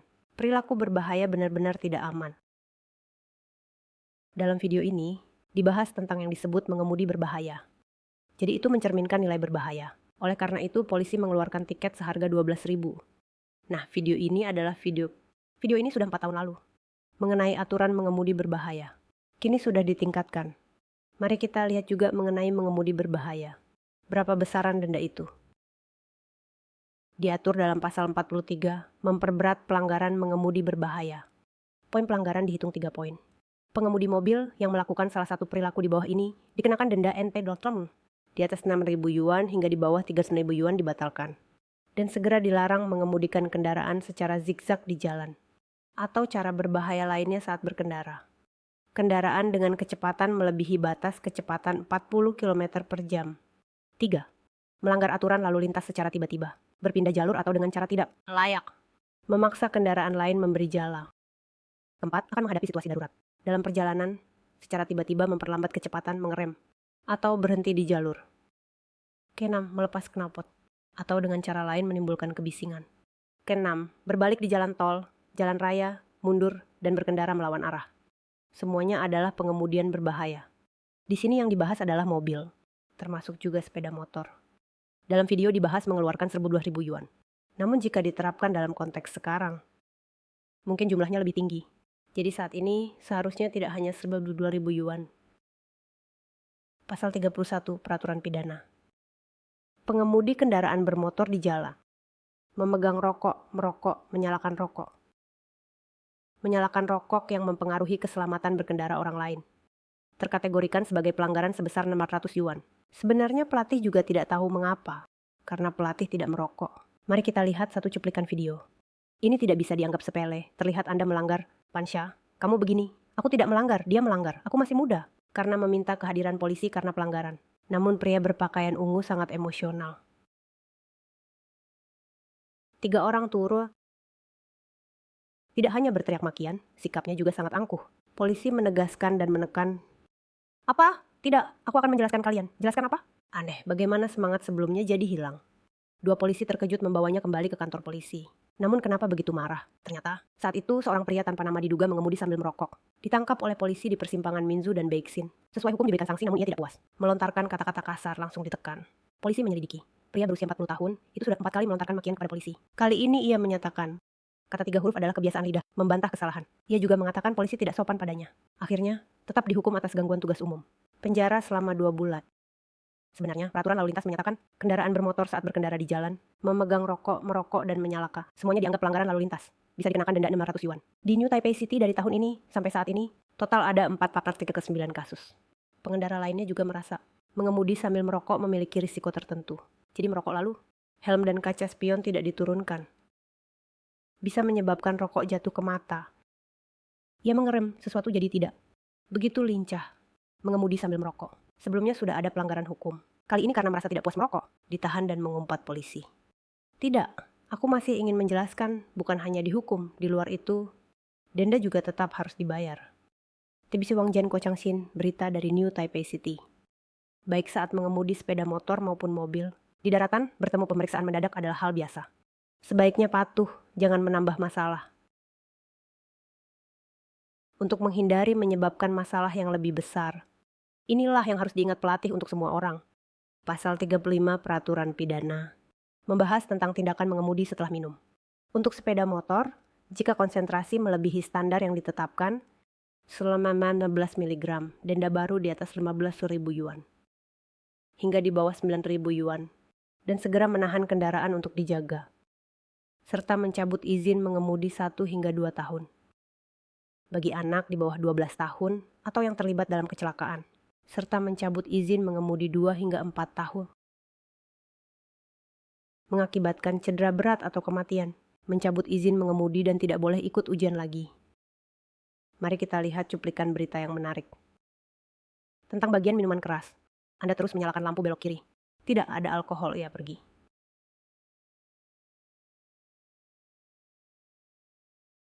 Begitu dekat, aroma alkohol menyengat. Langsung terpergok, pria itu masih ingin mengelak. Setelah tes napas semua menjadi hancur. Ternyata pria itu sudah keempat kalinya mengemudikan dalam keadaan mabuk. Benar-benar tidak takut. Kali ini tidak hanya didenda besar, nama juga akan dipublikasikan. Denda tambahan sebesar 9.000 yuan dan kendaraan akan ditahan. Dan pencabutan plat nomor 2 tahun. Dan akan mencabut izin mengemudi yang terlambat. Kejadian terjadi pada malam tanggal 11 di Jalan Fukian, Tainan. Polisi dengan hukum mengantarkan pria itu, namun menghadapi masalah besar. Pria itu mengendarai sepeda motor tua yang berusia 31 tahun. Harus menghadapi polisi yang sama sekali tidak bisa mengendarai. Sangat frustrasi. Hanya bisa menariknya kembali perlahan, mendorong motor yang beratnya lebih dari 100 kilo. Menempuh jarak 15 km, terpisah oleh layar. Bisa membayangkan pemandangan jauh, menghela napas sepanjang jalan, berjuang maju. Akhirnya sampai di tikungan terakhir. Kembali ke kantor polisi, segera masuk untuk menikmati udara dingin, menyelamatkan kopling dan perpindahan giginya. Ya semuanya mungkin adalah pemilik mobil dari tahun 50-an, sepeda motor tua, berat bodi, kecepatan lambat, sangat disukai oleh penggemar mobil tua. Dasarnya hanya untuk tampil gaya, bukan untuk cepat. Mengemudikan sepeda motor sambil mabuk ditangkap basah. Tidak peduli kendaraan apa yang dikendara, polisi harus mencari cara untuk membawanya kembali. Mengelola kendaraan antik juga mengejutkan perbincangan. Wartawan Lai Guanjang di lokasi. Go Izan masih bisa melaporkan. Kendaraan sepeda motor biasa menggunakan kaki untuk mengganti gigi. Tetapi yang ini saya yang merekam. Mobilnya agak tua, itu menggunakan tangan untuk mengganti gigi. Jadi polisi muda tidak akan bisa mengoperasikannya. Mari kita lihat berita tentang perubahan hukum 9.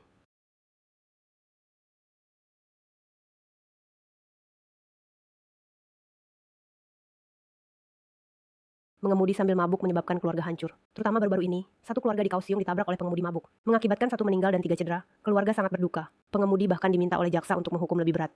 Pada tanggal 24, rapat darurat di legislatur meloloskan amandemen hukum pidana. Definisi pelanggaran diubah dari 5 tahun menjadi 10 tahun. Dalam 10 tahun, jika terulang kedua kali, pengemudi mabuk nama harus diumumkan. Foto dan fakta pelanggaran. Penumpang dalam kendaraan bersama dikenakan denda dari maksimum 3.000 menjadi maksimal 15.000.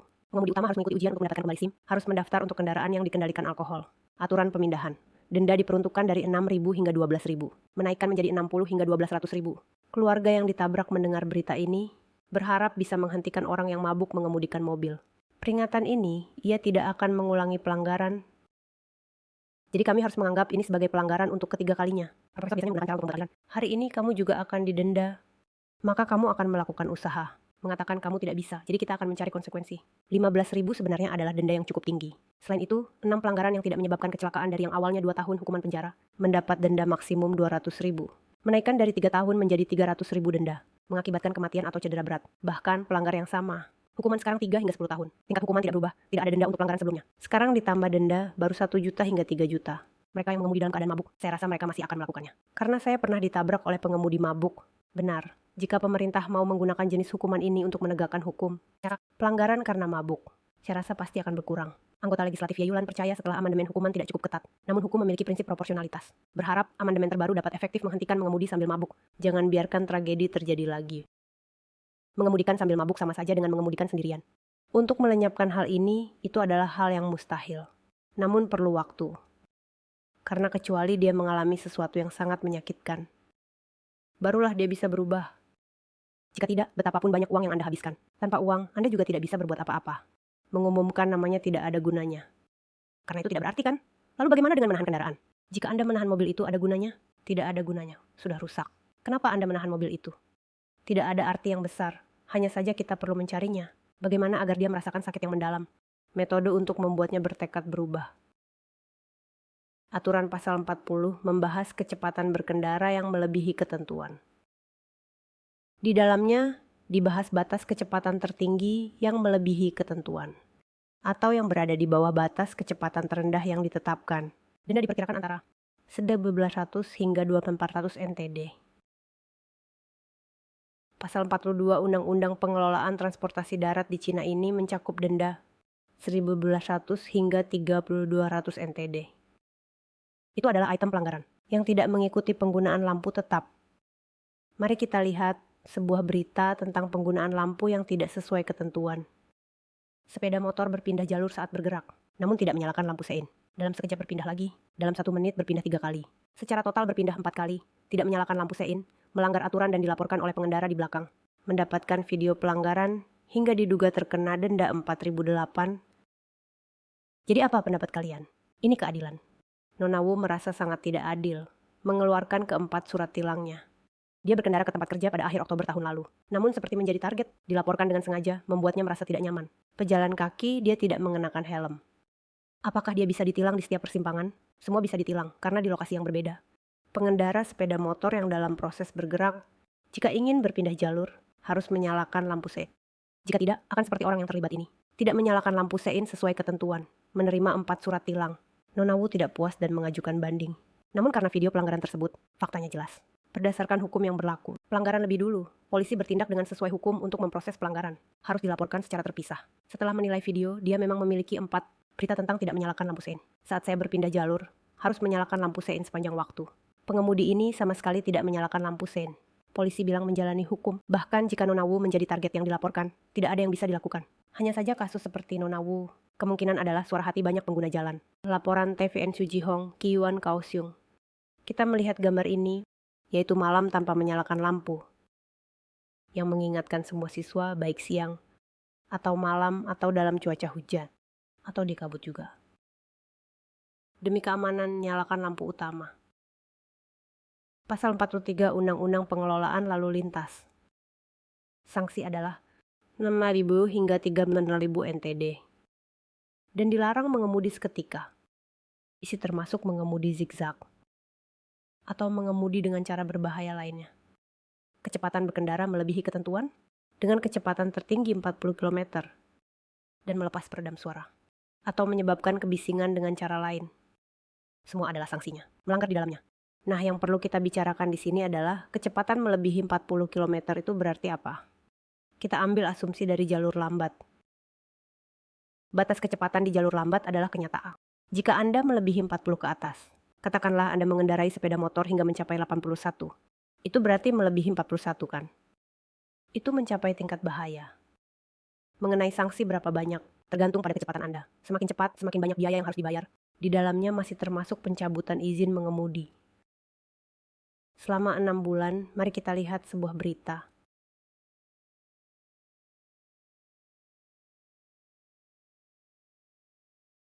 Dalam gambar terlihat, pengendara sepeda motor ternyata berdiri saat berkendara, bahkan melambaikan tangan. Sementara di samping, perekam bahkan tertawa terbahak-bahak. Klip video berkendara berbahaya yang beredar di internet ini menarik perhatian tinggi polisi. Lokasi sudah berada di Jalan Sipil bagian 7 depan Taman Xinhang. Pihak kebakaran menjelaskan menyelidiki situasi. Berita viral pada 26 November 112. Kendaraan umum dengan pelat merah di Jalan bagian 7 depan Taman Xinhang sudah berdiri di atas sepeda motor untuk mengemudi dengan cara yang berbahaya. Untuk pemeriksaan dari Kepolisian Daerah Taipei, Cabang Nangang, kamera pengawas di pintu masuk pada hari itu tidak ditemukan situasi pelanggaran tersebut.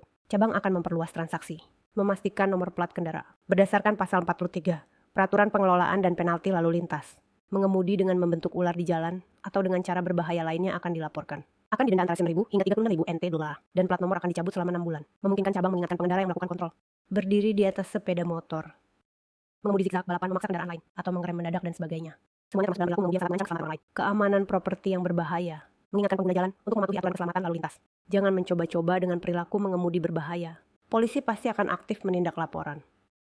Untuk melindungi keselamatan pengguna jalan, artinya tindakan Anda saat berkendara atau mengemudi dapat menyebabkan bahaya bagi orang lain. Maka itu dianggap sebagai perilaku mengemudi yang berbahaya. Menurut pasal 43, 2 mobil atau lebih di jalan raya melakukan zigzag atau mengemudi dengan cara berbahaya lainnya, atau di jalan raya pelanggaran. Pelanggar akan dikenakan denda NT di atas 30.000 dan di bawah 90.000. Dan secara langsung dilarang mengemudi, izin mengemudi dicabut. Dia hanya membahas mobil di sini. Dan mobil tidak termasuk di dalamnya. Mari kita lihat laporan berita berikutnya. Kita harus melihat jalan samping jembatan Maishui di Taipei. Baru-baru ini terjadi kumpulan besar pengendara motor balapan, menganggap jalan sebagai trek balap. Melaju kencang, mereka melanggar. Dan itu merupakan pelanggaran serius. Saat polisi menerima laporan dan tiba di tempat kejadian, para pengendara langsung melarikan diri. Namun, akhirnya polisi memeriksa rekaman kamera pengawas, menyisir dan menangkap pemilik mobil tanpa nama dan 7 orangnya, dan nampan dan 7 orang lainnya. Total yang dikenakan. Mengemudi di jalan. Dia mengendarai sambil melihat ke belakang. Saat itu, beberapa pengendara juga berbalik besar di jalan. Ternyata di ujung lain polisi datang. Mobil polisi tiba di tempat, tetapi segerombolan orang itu langsung melarikan diri. Hanya tersisa beberapa orang yang tidak bisa melarikan diri. Langsung ditangkap. Melihat polisi dan ingin melarikan diri, karena mereka dilaporkan. Mengemudi di jalan ini membuat kebisingan. Kita kembali ke lokasi.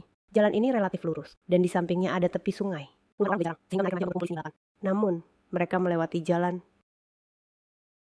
masih akan seperti ini, dengan perumahan seperti ini. Lokasi kejadian berada di jalan samping jembatan Maishui di Neihu, Taipei.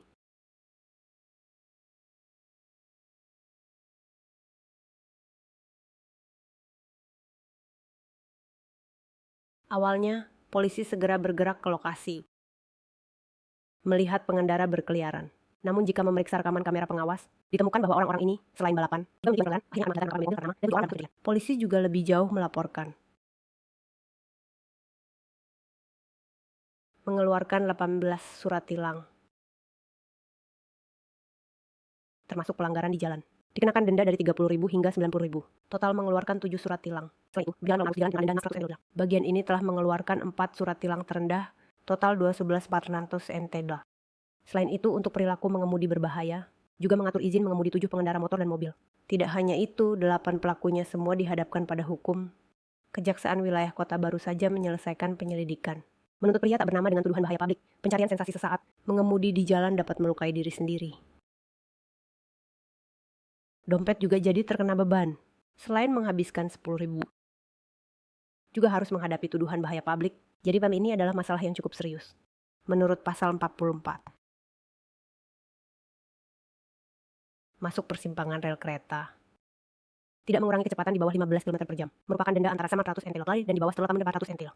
Menurut kombinasi pasal 44, pejalan kaki melintasi jalan.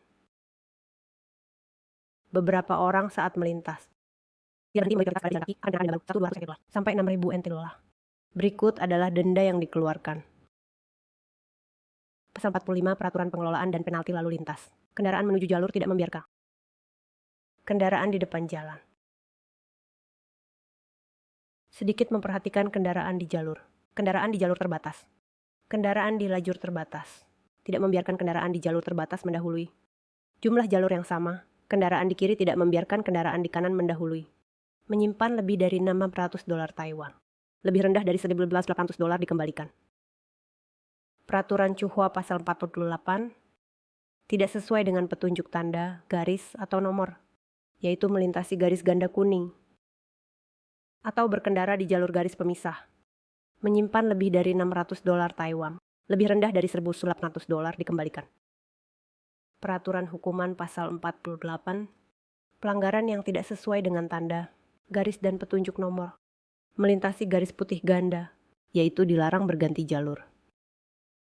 Berkenaan dengan $600 Taiwan ke atas, lebih rendah dari $1.800 dikembalikan. Peraturan hukuman pasal 48, mengubah kendaraan, tidak membiarkan sepeda mendahului, denda lebih dari $600 Taiwan, lebih rendah dari $1.800 dikembalikan. Peraturan Tuho pasal 53, menjalankan lampu merah di persimpangan yang diawasi, denda lebih dari $1.800 Taiwan, lebih rendah dari $5.400 dikembalikan. Perilaku belok kanan pada lampu merah, denda lebih dari $600 Taiwan, lebih rendah dari $1.800 denda. Pasal 56, peraturan hukuman tidak. Ketika parkir atau parkir bersisian. Parkir yang tidak tepat menyimpan lebih dari $600 Taiwan, lebih rendah dari $1.200 dikembalikan. Ada situasi parkir bersisian, menyimpan untuk pengemudi mobil, $2.400. Lokasi parkir yang tidak tepat termasuk jembatan, terowongan, rintangan di seberang jalan pejalan kaki, jalur penyeberangan pejalan kaki, jalur cepat, parkir sementara di persimpangan, dalam 10 meter dari halte bus umum, atau parkir sementara dalam 5 meter dari pintu masuk mobil pemadam, di tempat yang terdapat tanda larangan parkir sementara. Parkir sementara tidak searah dengan arah lalu lintas, atau tidak hanya berada di sisi kanan jalan, atau di jalur satu arah tidak hanya berada di tepi jalan. Semua itu adalah lokasi parkir yang tidak tepat. Pasal 60 Peraturan Hukuman tidak mematuhi tanda lalu lintas, yaitu di persimpangan. Ketika menunggu di lampu merah, pengendara sepeda motor parkir melewati garis berhenti. Menyimpan lebih dari $900 Taiwan, lebih rendah dari $1.800 dikembalikan. Proyek penghargaan keselamatan lalu lintas dan pemikirannya, yaitu yang kita sebut pelanggaran penurunan suku bunga keselamatan jalan.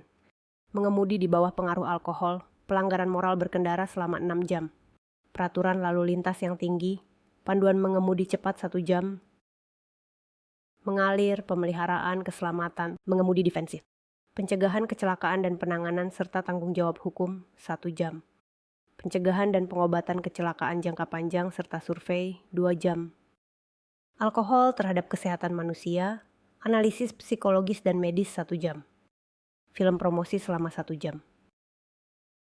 Jika mengulangi pelanggaran mengemudi setelah minum, kecepatan akan meningkat hingga 12 jam. Peraturan lalu lintas mengemudikan dengan aman 2 jam. Pencegahan kecelakaan dan penanganan, tanggung jawab hukum untuk pelarian 2 jam. Pendidikan hidup mengenai mengemudi dalam keadaan mabuk 2 jam. Alkohol dan kesehatan manusia, analisis psikologis dan medis 1 jam. Berbagi contoh kasus alkohol, pencegahan konsumsi alkohol selama 1 jam. Kuesioner setelah perawatan 2 jam. Promosi film 1 jam. Pendidikan langsung di alamat yang ditentukan 1 jam. Pelanggaran umum kendaraan bermotor 3 jam. Termasuk peraturan lalu lintas 1 jam. pencegahan dan penanganan 1 jam. Pengajaran telepon dan survei kuesioner 1 jam. Di bawah 18 tahun mengemudi tanpa lisensi 3 jam. Peraturan lalu lintas 1 jam untuk remaja. Pembahasan perilaku lalu lintas. 1 jam pengajaran telepon mencakup pencegahan dan penanganan, dan survei kuesioner 1 jam. 4. Di mana tempat masuk Anda? Apa itu tempat masuk? Tempat masuk adalah 2 atau lebih pengguna jalan secara bersamaan, di lokasi yang sama, berdasarkan undang-undang yang memiliki hak untuk lewat. Cara menunjukkan hak jalan adalah dengan tanda lalu lintas. Pemerintah menetapkan simbol seragam, gambar, teks yang jelas. Digambar dalam bentuk tertentu pada papan tanda. Digunakan untuk memperingatkan atau mengatur situasi jalan di depan, mendorong pengemudi kendaraan, dan pejalan kaki untuk memperhatikan dan mematuhi dalam pengaturan lalu lintas. Menunjukkan peringatan, larangan, instruksi, untuk menunjukkan hak jalan. Bagian garis lalu lintas disatukan oleh pemerintah di permukaan jalan, atau garis yang diberi warna lainnya, bentuk atau teks. Digunakan untuk mengatur lalu lintas jalan, menandakan peringatan, larangan, untuk menunjukkan masuk.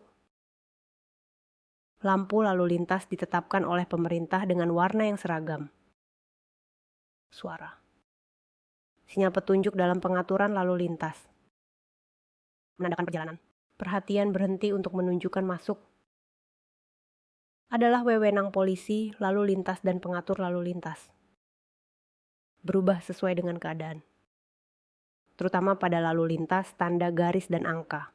Ketika tidak dapat menampung atau mengalami kerugian, perlu dioperasikan secara manual, mengatur, dan dalam hal ini, pengemudi memiliki prioritas. Hak jalan kendaraan adalah untuk membedakan cepat, jalur lambat. Sepeda motor harus berjalan di tengah jalur.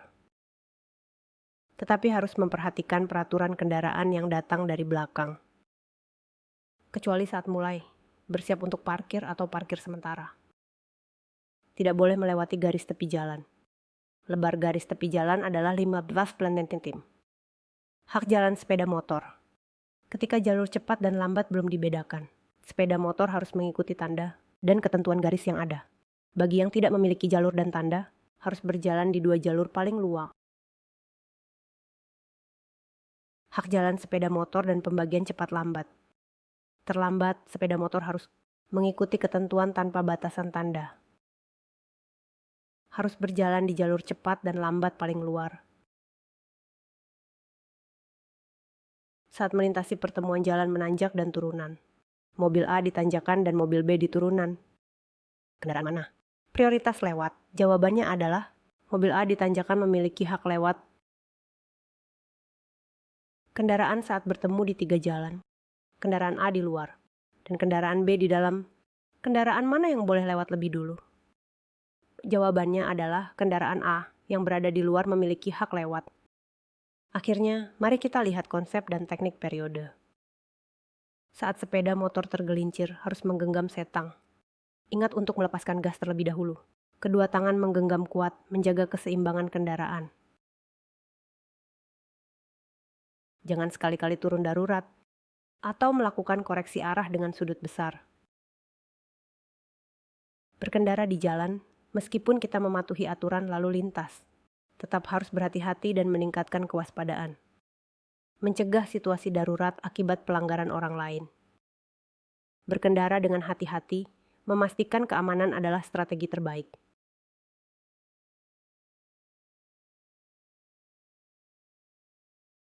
Mengganti jalur dengan hati-hati. Banyak pengendara sepeda motor saat berkendara suka sembarangan mengganti jalur atau tidak menyalakan lampu arah.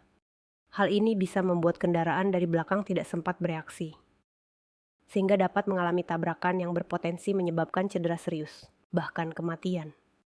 Selanjutnya, mari kita lihat 2 insiden pengendara sepeda motor yang mengganti jalur tanpa perhatian dan ditabrak kendaraan dari belakang pada rekaman video.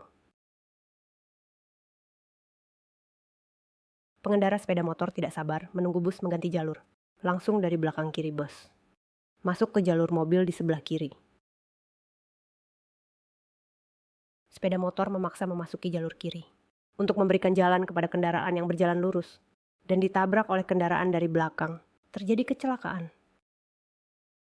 Dalam video, pengendara sepeda motor tidak menghidupkan lampu arah, langsung beralih ke jalur dalam, dan ditabrak oleh kendaraan dari belakang. Saat mengganti jalur, harus diperhatikan. Sebelum mengganti jalur, nyalakan lampu arah terlebih dahulu. Periksa semua cermin belakang.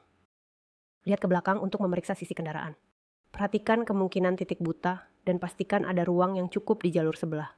Harus memberi jalan pada kendaraan yang melaju lurus, dan jaga jarak aman saat sepeda motor melaju dan menghadapi situasi khusus. Saat harus menyalip. Harap juga mengikuti prinsip berikut untuk memastikan keamanan. Pertama, sebelum pengendara bersiap untuk menyalip, harus memperhatikan kondisi arus lalu lintas, menilai apakah ada jarak dan ruang yang aman, baru bisa menyalip. Sebelum mendahului sepeda motor, harus menyalakan lampu arah untuk memberitahu kendaraan lain akan menyalip. Kemudian pada sisi kiri kendaraan di depan, menyalip dalam waktu sesingkat mungkin. Jangan sekali-kali berdampingan dengan kendaraan lain, di jalur yang sama secara terus-menerus, atau berkeliling di antara jalur kendaraan. Tidak boleh mengurangi kecepatan, dan harus memberi jarak yang cukup di jalur semula. Segera nyalakan lampu arah kanan untuk memberi sinyal kepada kendaraan di sebelah kanan. Lalu kembali ke jalur semula. Kembali beralih ke lajur asal. Terus berkendara di jalur yang telah ditentukan. Sepeda motor dan mobil juga tidak boleh berjalan berdampingan. Ingat, semua pengendara harus menyadari keadaan di depan kendaraan. Harus melalui waktu reaksi untuk melihat, berpikir, dan bertindak. Untuk memikirkan cara mengendalikan kemudi, jadi saat berpindah jalur, Anda harus memberikan waktu dan jarak reaksi yang cukup bagi mobil di belakang. Ini adalah untuk menjaga keselamatan berkendara Anda. Jangan sekali lagi bergerak sembarangan di antara mobil dan memotong jarak yang Anda berikan kepada orang lain. Ruang adalah untuk keselamatan Anda sendiri. Persimpangan belum dibuka. Saat mendekati persimpangan, baik lurus atau belok, baik ada lampu lalu lintas atau tidak, apakah merah atau hijau, pengemudi harus mengurangi kecepatan. Siapkan diri untuk berhenti kapan saja. Mari kita lihat dua video kecelakaan yang terjadi di persimpangan tanpa mengurangi kecepatan.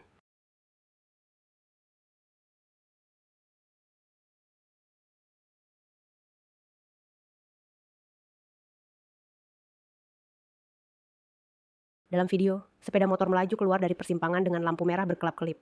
Tanpa mengurangi kecepatan, ditabrak oleh mobil yang bergerak lurus. Sepeda motor yang lewat di persimpangan dengan lampu kuning berkedip harus memperlambat laju.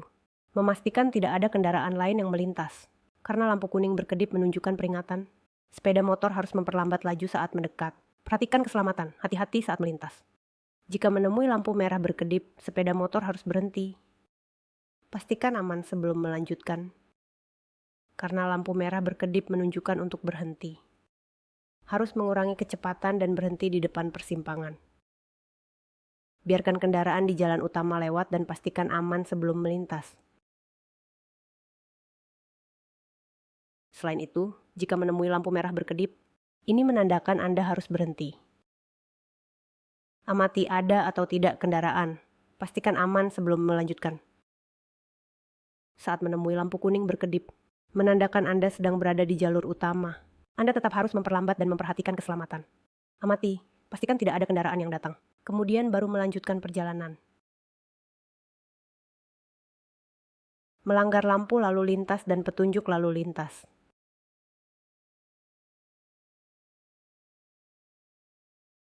Melanggar aturan dan pengaturan lalu lintas, seperti menerobos lampu merah adalah pelanggaran yang sangat serius. Berdasarkan data statistik dari kepolisian, pelanggaran lampu lalu lintas dan pengaturan mengakibatkan jumlah korban jiwa dan terluka selalu berada di peringkat ketiga atau keempat sepanjang tahun.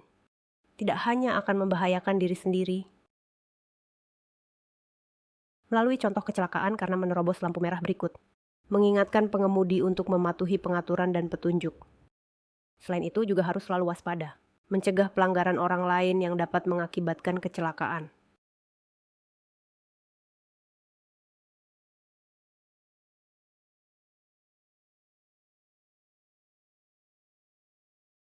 Dalam video, mobil lurus melewati lampu hijau. Pengendara sepeda motor menerobos lampu merah. Ditabrak oleh kendaraan lurus yang mengakibatkan kecelakaan lalu lintas. Video ini menunjukkan mobil menerobos lampu merah dan menabrak pengendara sepeda motor yang sedang berjalan di lampu hijau. Di jalan, arus kendaraan seperti cabang, sering berlalu lalang. Pengaturan lalu lintas dan hak jalan adalah cara untuk menjaga ketertiban kendaraan. Semua orang harus mematuhi agar ketertiban lalu lintas terjaga. Arus kendaraan tidak macet. Lampu merah berhenti, lampu hijau jalan. Kalimat ini semua orang bisa mengucapkannya dengan lancar. Jika semua orang mematuhi, kecelakaan lalu lintas pasti akan berkurang drastis. Mengingatkan pengemudi untuk memperlambat saat memasuki persimpangan dan bersiap untuk berhenti kapan saja, agar tidak terjebak dalam perubahan lampu dan tidak sempat mengerem dan menabrak kendaraan di depan, mengakibatkan kecelakaan. Namun jika menemui petunjuk lalu lintas dan lampu lalu lintas muncul bersamaan, maka ikuti petunjuk lalu lintas. Mematuhi lampu, lalu lintas dan petunjuk lalu lintas. Hanya dengan cara itu kita bisa menjamin keselamatan berkendara.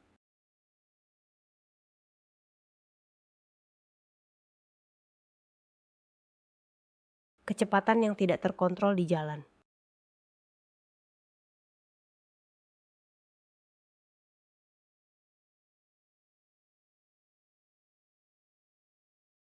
Kedua video kecelakaan ini adalah ketika sepeda motor melaju di jalan berbelok, diduga dengan kecepatan terlalu tinggi, atau tidak mengenal kondisi jalan, mengakibatkan kehilangan kontrol dan terjatuh.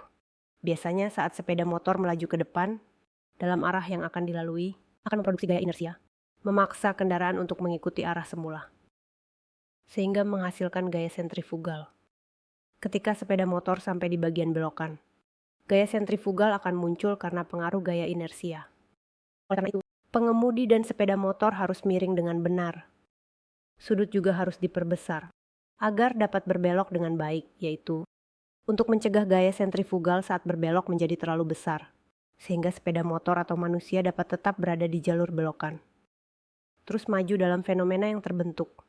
Singkatnya, artinya saat kecepatan kendaraan sama, semakin tajam belokan, gaya sentrifugal akan semakin besar. Namun jika dalam satu belokan, kecepatan semakin tinggi, gaya sentrifugal juga semakin besar. Oleh karena itu di jalan belok, memperlambat laju dan berjalan perlahan adalah cara untuk menjaga keselamatan berkendara.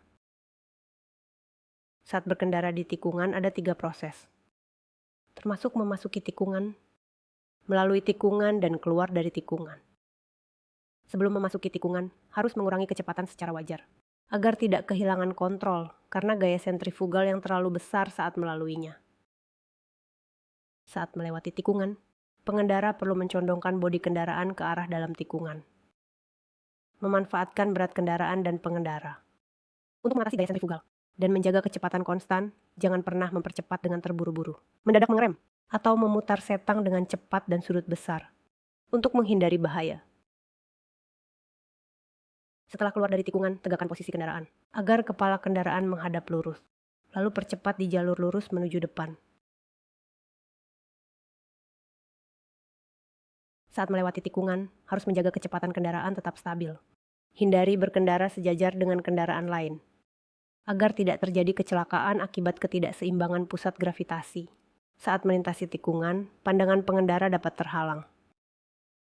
Selama salah satu pihak berkecepatan terlalu tinggi, atau ingin terlalu dekat dan memasuki jalur lawan, ini dapat menyebabkan kecelakaan karena reaksi yang lambat.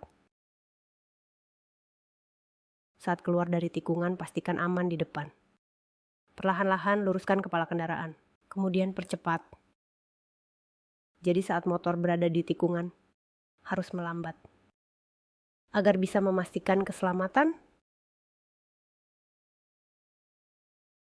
Kecelakaan yang terjadi.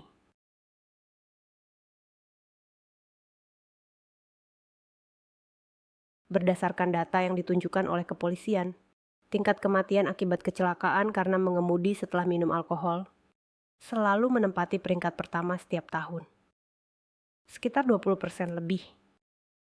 Jika dihitung berdasarkan jumlah kematian dan cedera setelah kecelakaan terjadi, dalam menghitung tingkat kematian akibat kecelakaan, dengan mengecualikan tingkat kematian akibat kecelakaan di perlintasan sebidang, selalu menempati peringkat pertama karena alkohol akan memperlambat kemampuan reaksi tubuh. Sangat berpengaruh pada keselamatan saat mengendarai motor, merupakan tindakan yang sangat berbahaya. Selanjutnya, mari kita lihat 2 video tentang kecelakaan karena mengemudi setelah minum alkohol.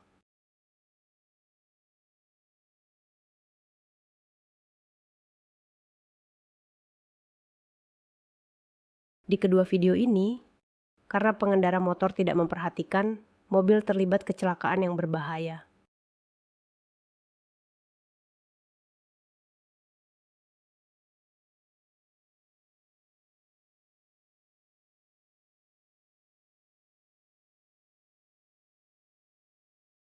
Setelah minum, peminum akan mengalami emosi yang tinggi dan mengurangi kemampuan penilaian, meningkatkan rasa percaya diri, dan mengevaluasi kemampuan sendiri secara berlebihan, mengabaikan saran dari orang lain, dan melakukan tindakan yang salah atau berbahaya.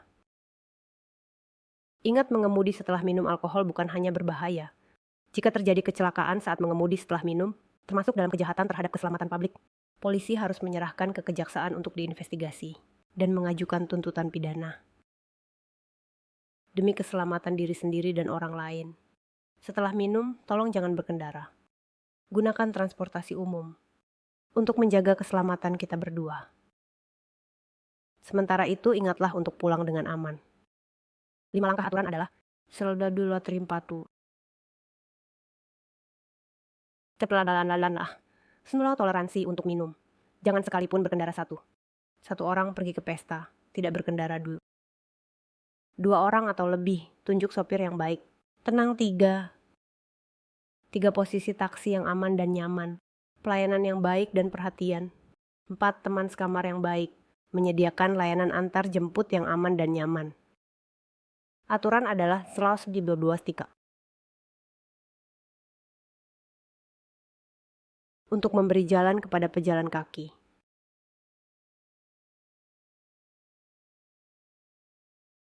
Memberi jalan kepada pejalan kaki artinya menghormati hak pejalan kaki untuk menggunakan jalan lebih dulu.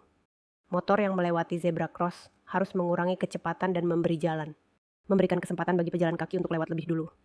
Sekarang mari kita lihat 2 video tentang kecelakaan berbahaya yang terjadi karena memberi jalan kepada pejalan kaki.